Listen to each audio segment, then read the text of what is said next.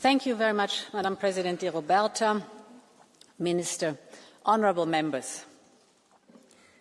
It's now 70 years ago that Alcide de Gasperi said, "We don't just need peace among us, but to build a common defence, this is not to threaten or conquer, but to deter any attack from the outside driven by hatred against a united Europe. This is the task of our generation." End of quote. 70 years have gone by, but our generation is faced with the very same task, because peace in our union can no longer be taken for granted. We are facing a crisis of European security, but we know that it is in crises that Europe has always been built. So this is a moment for peace through strength. This is the moment for a common defence effort. And at the European Council, I saw a level of consensus on European defence which is not just unprecedented, but was completely unthinkable only a few weeks ago. There is a new understanding that we must think differently and act accordingly. We have started to mobilise Europe's massive resources, and in the coming weeks and months, more courage will be necessary, and other difficult choices await us. Honourable members, the European security order is being shaken, and so many of our illusions are being shattered. After the end of the Cold War, some believed that Russia could be integrated in Europe's economic and security architecture. Others hoped that we could rely indefinitely on America's full protection. And so we lowered our guard. We cut our defence spending from routinely averaging more than 3.5% to less than half of that. We thought we were enjoying a peace dividend, but in reality we were just running a security deficit. The time of illusions is over now. Europe is called to take greater charge of its own defence, not in some distant future, but already today, not with incremental steps, but with the courage that the situation requires. We need a surge in European defence, and we need it now. We need it first and foremost because of the situation in Ukraine. There is the urgent need to fill the gaps in Ukraine's military supplies and to provide Ukraine with solid security guarantees. But this moment of reckoning isn't only about Ukraine. It is about all of Europe and our entire continent's security.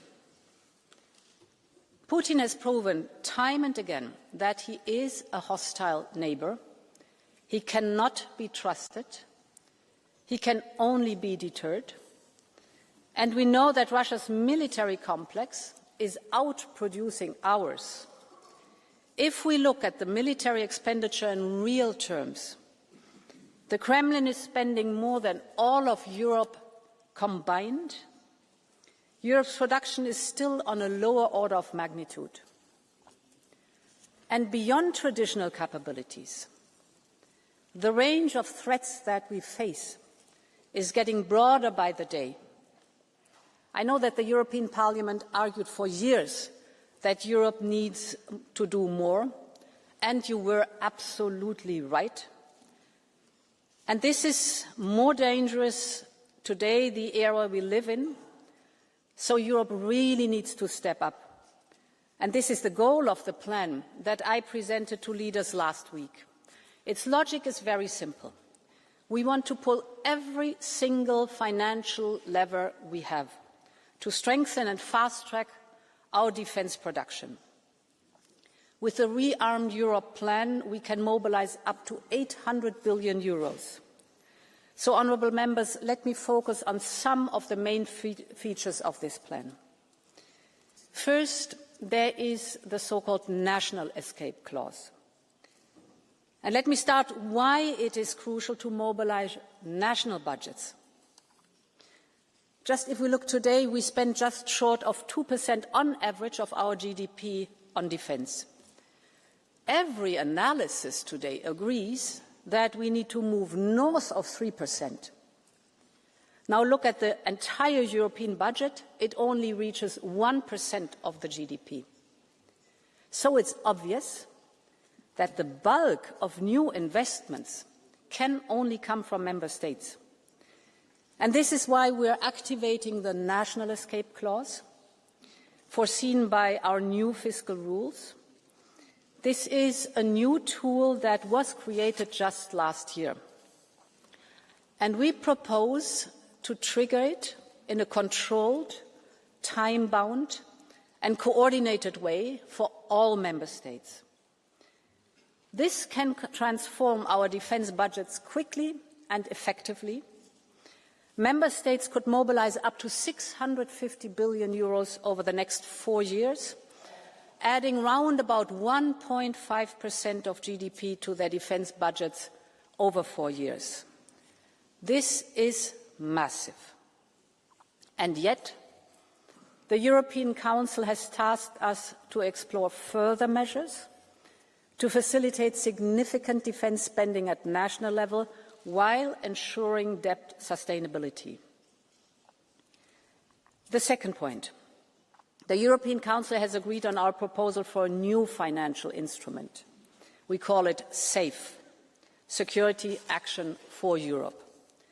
We offer member states up to 150 billion euros in loans to invest following a few basic principles.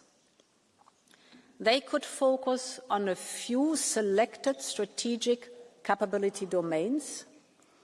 You're familiar with them. It's advanced air defence, drones, missiles and ammunition, strategic enablers, military mobility, cyber, artificial intelligence, just to name a few, so that we maximise the impact of our investments. These loans should finance purchases from European producers to help boost our own defence industry. The contracts should be multi-annual to give the industry the predictability they need. And finally, there should be a focus on joint procurement because we've seen how powerful this can be. Just think of the Czech initiative or the Danish initiative to provide weapons and ammunition for Ukraine. One nation that takes the lead, others join in to place larger orders. Industry then can scale up and prices went down. It was both very quick and very effective. And this is exactly what we need right now, scale and speed. And this is why we have chosen the emergency procedure under Article 122, which is designed precisely for times when, and I quote, severe difficulties arise in the supply of certain products, end of quote. In other words, the 122 allows us to raise money, to lend it to member states, for them to invest in defence, and this is the only possibility for emergency financial assistance, and that is what we need now. We will keep the Parliament constantly updated on progress. And this leads me to my third point, the cohesion funds. This is a possibility that we are offering to member states. Member states will have the possibility to redirect some of their uncommitted funds to defence-related projects. This could be infrastructure, it could be research and development. This would be voluntary for those who want to go the extra mile. It will be up to Parliament and Council to decide on this additional option. And for the same reason, ReArm Europe also includes measures to mobilise private investment with the European Investment Bank and our upcoming Savings and Investment Union. Honourable members, all of this will also have positive spillovers for our economy and our competitiveness. It will include new factories and production lines that will be necessary creating good jobs right here in Europe. The investment boost will be felt well beyond the defence sector. We know these spillover effects to both sides, be it from steel to space, large transport companies, or the innovative AI startups. Together we have the size to deter any hostile country. We have the economic power. And now finally we also have the political will. We all wish we could live in more peaceful times, without any question. But I'm confident if we unleash our industrial power, we can restore deterrence against those who seek to harm us. It is a time to build a European Defence Union that ensures peace on our continent through unity and through strength. This is Europe's moment, and Europe will rise to it.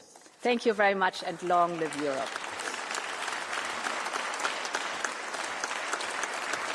Thank you very much.